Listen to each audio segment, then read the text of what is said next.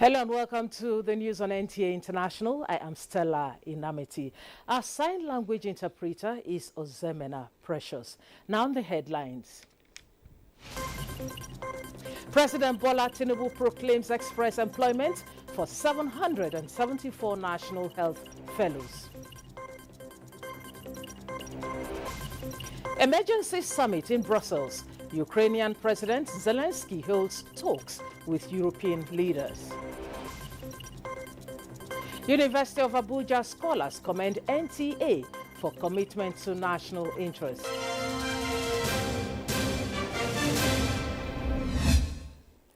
President Bola Tinubu has proclaimed an express employment for 774 national health fellows just trained by the Ministry of Health. It was at the launch of the program and a report on state of the health of the nation at the State House Conference Center, Abuja. State House correspondent Musbah Dan Wahab reports.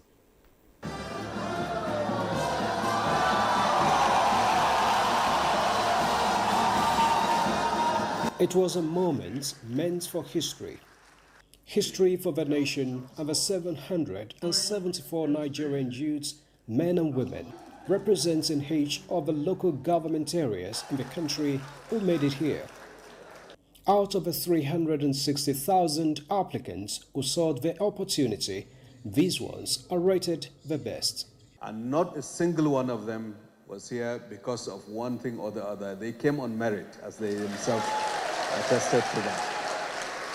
The young professionals, cutting across various disciplines, including medicine, information and technology, social sciences and finance, have been taken through world standard training for practical approach to public health administration. They have been prepared to address challenges in Nigeria's health sector across the country. As part of this movement that will transform the idea of accountability and delivery and service at our communities in line with your vision to transform Nigeria's health sector. President Bola Tinubu acknowledged these youths as part of a national asset of a country which his administration will continue to invest in and equip with necessary skills to harness their potential. This program is a bold and transformative initiative that underscores my administration's commitment to harnessing the power and potential of Nigeria's greatest asset, the young people. Believing that a sustainable development is only possible with strong healthcare system, President Tinubu says the vision of this particular program is to create a chain of health leaders capable of driving meaningful, sustained change and innovation within the nation's healthcare system. Your selection is just not about recruitment. It's a proof of our commitment of creating a country where equal opportunities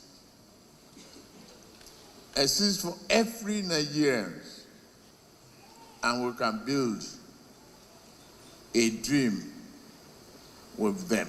And then, to the moment these fellows meant to be engaged for a period of 1 year got an express presidential offer. The coordinating minister and the champion of this program has requested for an approval. So for that, you are hired.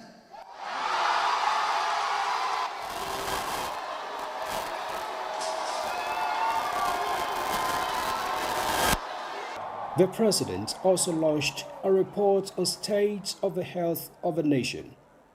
From the State House, Musbah Dan Wahab, NTAi News. The comprehensive relationship between Nigeria and China will be sustained and strengthened to further boost the 54-year-old bilateral relationships between the two nations. This is from the Minister of Information and National Orientation, Mohammed Idris, when he received the China ambassador to Nigeria, NTAi, who is among the minister's guests. Salihu Abdullahi Gwanara reports.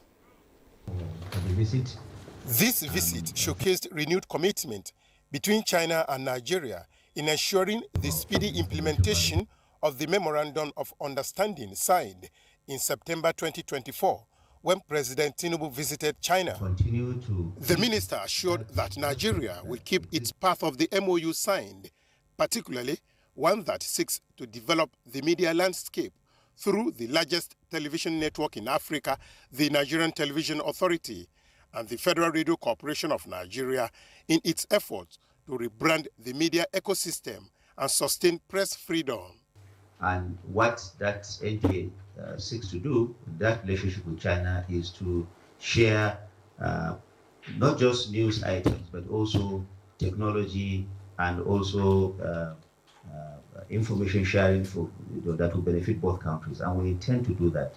Nigeria, likewise, every country will want to have a deep-seated, mutually beneficial relationship with any country. And one of the ways that can be achieved is by sharing correct and accurate information. Misinformation, fake news, disinformation are a danger to the world. And we know that China takes that very seriously.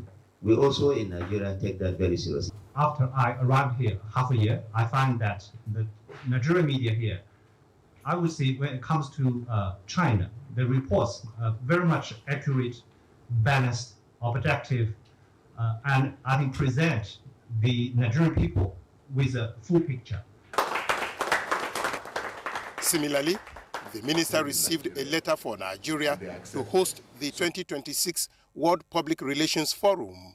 The national leadership of Nigerian Institute of Public Relations also briefed the minister about the proposed 2025 Annual General Meeting and Press Week, update on the Nigerian Reputational Management Group, and the second National Spokespersons Forum.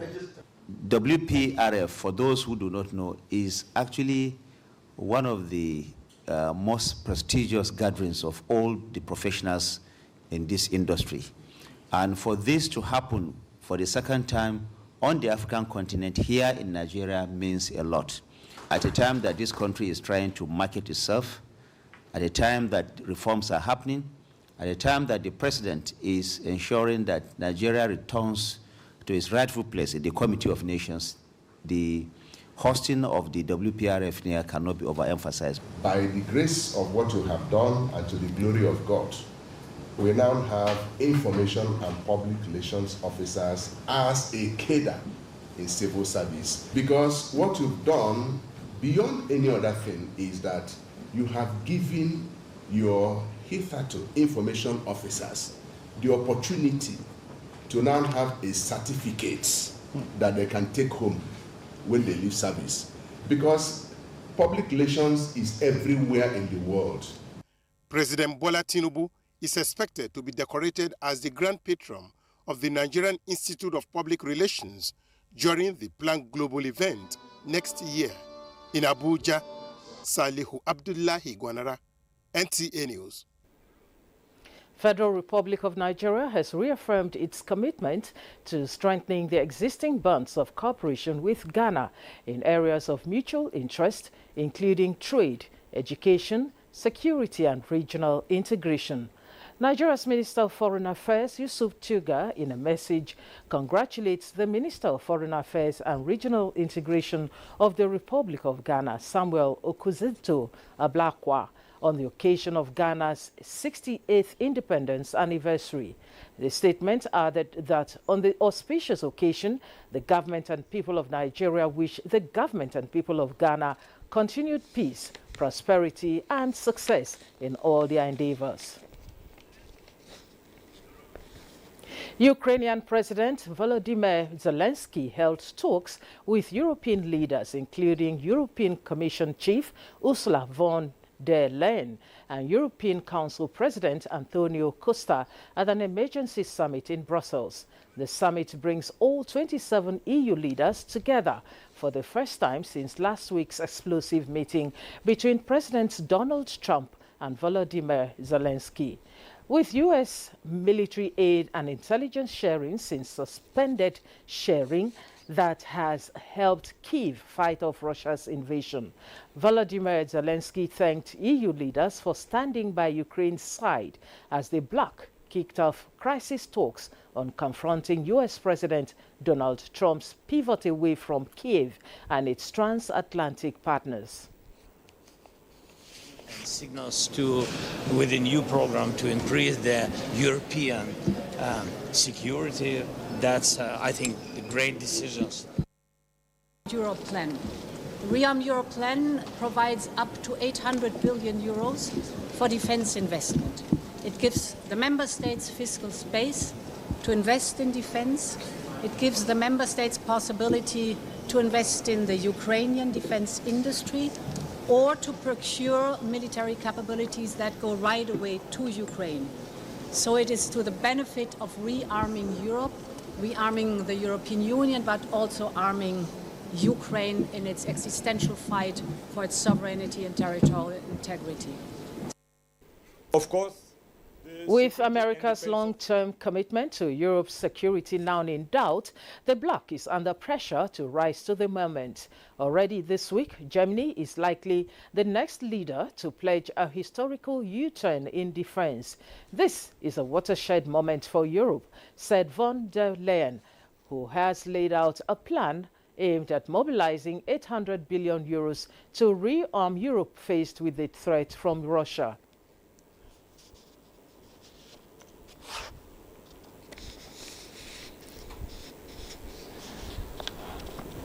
It gives the member states fiscal space to invest in defense. It gives the member states possibility to invest in the Ukrainian defense industry or to procure military capabilities that go right away to Ukraine.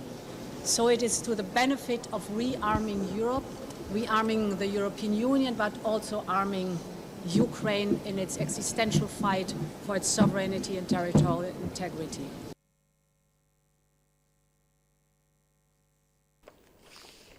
South Sudan forces have arrested the oil minister and deputy head of the army, both allies of First Vice President Riek Machar, as fears mount for the country's fragile peace agreement. Frama Pani has more. The development follows several political moves by Kiir and was described by analysts as attempts to consolidate his position and sideline Machar. The world's youngest country ended a 5-year civil war in 2018 with a power-sharing agreement between bitter rivals, President Salva Kiir and his deputy, Machar. The Intergovernmental Authority on Development, IGAD, a bloc of 8 regional countries, said the clashes threaten to undermine the hard-won gains achieved in the peace agreement and exacerbate the already dire humanitarian situation in the region. Several embassies, including those of the United States and the United Kingdom, as well as the European Union, have called a cessation of hostilities. Growing tensions have threatened to undo the unity government, particularly violent clashes in the northeastern Upper Nile state, where the government says there are ongoing clashes between the army and the rebels backed by Machar's forces. South Sudan, the world's youngest country, ended a 5-year civil war in 2018 with a power-sharing agreement between bitter rivals, President Salva Kiir and his deputy, Machar. Since the attack, 2 close allies of Machar, Petroleum Minister Puot Kang Chol and Deputy Army Chief General Gabriel Diop Lam, have been arrested, according to spokesperson. However, South Sudan's Information Minister Michael Makuei Lueth says the government is in full control of the situation as fears grow for the East African nation's fragile peace agreement following the arrest of the oil minister and the deputy head of the army, both allies of First Vice President Riek Machar. The civil war between Kiir's and the Machar forces began in 2013. Just 2 years after the country gained independence from Sudan. The conflict has left some 400,000 people dead. Frama Pani, NTAi News. We'll take a break now. When we return, more news. Stay with us. Welcome back and thanks for staying with us. White House Press Secretary Caroline Leavitt advised reporters at a press briefing in Washington on tariffs imposed on goods coming from Canada, Mexico and China. Frama Pani has details. Automakers received temporary reprieve from U.S. President Donald Trump's tariffs targeting Canada and Mexico as concerns mounted over consumer impact, and talks with Canadian Prime Minister Justin Trudeau yielded no immediate breakthrough. Following discussions with Big Three, U.S. automakers Stellantis, Ford and General Motors, Trump decided to give a 1-month exemption on any autos coming through USMCA, White House Press Secretary Caroline Leavitt said, referring to the North American Free Trade Pact. And most importantly, to China as well. The president added an additional 10% tariff on China because this deadly poison is being produced in that country. It's being distributed through our neighbors, and there needs to be consequences for that. The American Automotive Policy Council said it applauded Trump's move. However, prospects of wider relief were dampened after Trump's call with Trudeau. The U.S. leader said he was unconvinced that Ottawa had done enough to address Washington's concerns over smuggling of the dangerous drug fentanyl. According to Canadian and U.S. government data, Canada contributes less than 1% of fentanyl to the United States' illicit supply, but Trump has waived off these figures. Secretary Rubio reaffirmed the importance of U.S.-Canadian relations and reiterated that the Trump administration will continue to put American safety and national security first, said the U.S. State Department spokesperson Tammy Bruce. Trump's sharp 25% tariffs on U.S. imports from Canada and Mexico, with a lower state rate for Canadian energy, started Tuesday, sending global markets tumbling and straining ties between the neighbors. Trump has cited illegal immigration and fentanyl trafficking in imposing tariffs, though he frequently lambasts alleged trade imbalances when discussing levies. Consumer items appear poised for U.S. price hikes after Trump's tariffs on Canada, Mexico, and China. Leavitt defended Trump's remarks as realistic, saying that standing up to foreign nations requires a little disruption. Reports say the reciprocal tariffs will go into effect on April 2nd. Frama Panyi, NTAi News. Meanwhile, President Bola Tinubu is urging Christians to use the Lenten season to deepen commitment to selflessness and service to build a nation where empathy and generosity shape daily interactions. The president said this in a message to Christians in Nigeria and worldwide as they partake in the sacred Lenten season. He says this year's Lent, a time of devotion and reflection for Christians, coincides with the holy month of Ramadan for Muslims, a season that similarly emphasizes devotion, sacrifice, and acts of kindness. President Tinubu describes this convergence of religious observances as a testament to the unity in diversity that characterizes Nigeria. He prayed that the journey through this season with penitence and steadfast devotion to God Almighty will bring healing to the sick, prosperity and peace to the country. In the same development, Nigeria's First Lady, Oluremi Tinubu, says rather than see the joint observance of the holy month of Ramadan and Lenten season as mere coincidence, Nigerians should see it as God's way of demonstrating his desire for unity among them. She made the remark while addressing State House correspondents on the sideline of the 2025 RHI quarterly meeting with state coordinators. It's one God, and it's only going to be one God forever. So, and whichever means everybody is going to seek that God, this is the time to seek him. And because God is actually inside every human being, because we're created in his image. But when we say image, do we all look alike? No, we all have to just embody the character of God to be like God, that created us, that wanted us to be like him. So, and that is about being God-fearing. Ahead of this year's International Women's Day, slated for March 8, the First Lady praised women in the country for building homes and making the nation proud. And the theme is all centered around Beijing after 3 decades. What have we done as women? Women, we've come a long way. Even from all the matriarchs of old, they've contributed. And up till now, women are doing phenomenal things. Look at our little Zuriel. You see what we can do? So I don't believe that Nigerian youths are not equipped or they have what it takes. And what does she do? Just an advocacy champion of what good she felt could be about peace. You know, and that's what we all, like I said, and women, I celebrate you. You know, keep doing what you know how to do, lifting your head high. And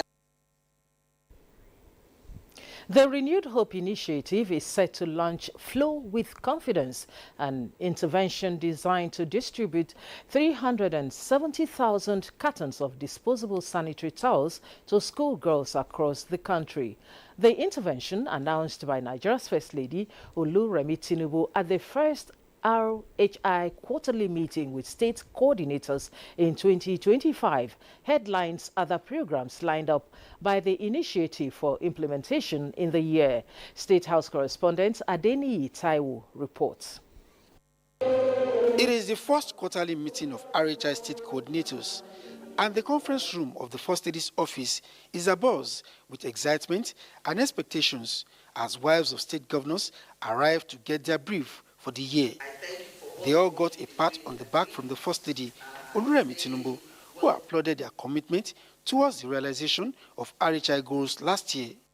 For year 2025, the health of the girl child tops the agenda as she announces plan by NTAi to provide them with disposable sanitary towels that will boost their confidence to attend school even while having their monthly flu. I want you to personally hand over a carton of sanitary towels to each child that comes. I want you to consider those in the rural communities. Those are the ones who will concentrate on that cannot afford. So we're going to be giving 10,000 to each state. Bothered about the threat posed by plastic waste to the environment, the First Lady outlines plans by NTAi and the Ministry of Environment to enlist the support of students to protect the environment. We are going to start with environment climate change clubs for secondary school, senior secondary school, not junior. Because they might have to go out, because we might have to clean beaches for those people who are in riverine areas. Either their waterways and things like that, we might want to go. And then environment climate change society for students studying environment that are in the Faculty of Environment in various tertiary institutions. There's nothing wrong with the state having a recycling plant. So when you get to your various states, please intimate your husbands. From where the initiative left off last year in the provision of business recapitalization grants to people with disabilities, the First Lady announced plan to increase the grant to 250,000 naira for 250 beneficiaries per state. And on the 24th March, there is the World TB Day. Community outreach will be in FCT for me. In our projection for year 2025, the First Lady was upbeat about the new year, describing it as the year that love can birth great things for Nigeria. It is now time for that vision to move to the realm of reality, explaining why she's having this critical meeting with state NTAi coordinators, our co-travelers, and the critical business of interventions. From the enthusiasm in the room, it is clear that the lot of families and other vulnerable groups in the country will get better in the unfolding year. In the State House, NTAi, NTA News. The trial of the immediate past governor of Kogi State, Yahaya Adoza Bello, has continued at the Federal High Court sitting in Abuja. Chukwunonso Nwabweze reports that two witnesses subpoenaed by the prosecution counsel, Femi Pinheiro, SAN, appeared before the court and were led in evidence.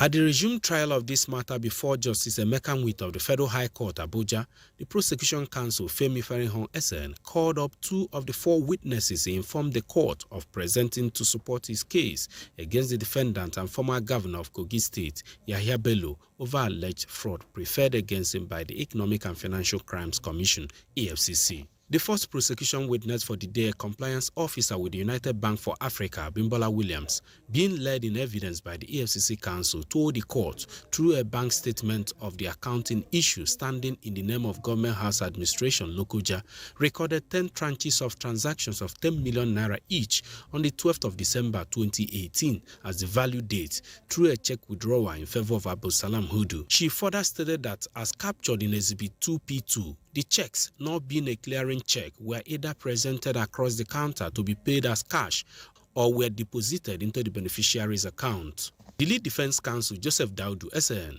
in his cross-examination asked the witness that as a compliance officer who usually works at bank's headquarters or in some instances in some major branches across the country, and with the United Bank for Africa's headquarters situated at 57 Marina, Lagos, and her own address bearing Area 3, Gariki, Abuja, that it is safe to say that she may not be in a position to know the account officer of the accounting issue. Daudu went further to ask the witness to read the names and designations of signatories to the accounting issue as captured in Exhibit P14.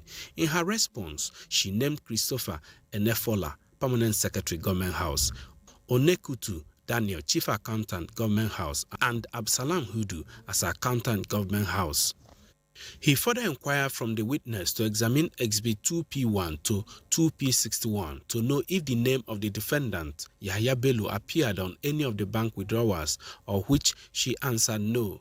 The prosecution counsel, while leading Nicholas Ojemohon, a second witness who is the auditor of the American International School, Abuja, in evidence, tendered sets of certified true copies of documents ranging from admission letters to teles copies of payments and email correspondence between the school and Ali Bello, agreement for prepaid school fees until graduation, school receipts, statement of account belonging to American International School, as well as a letter from the school to the EFCC requesting for the account details of the anti-graft agency for refund, amongst others.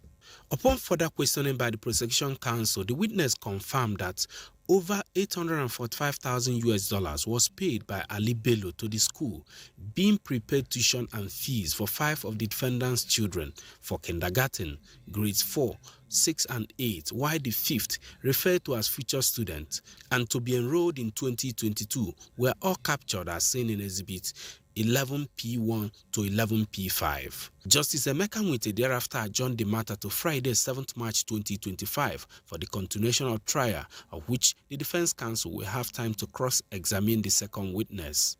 Chukwunonsonwa Bueze, NTAi News. And that's the news on NTAi International. Thanks for watching. I am Stella Inamiti, and our sign language interpreter, Precious Zoemena.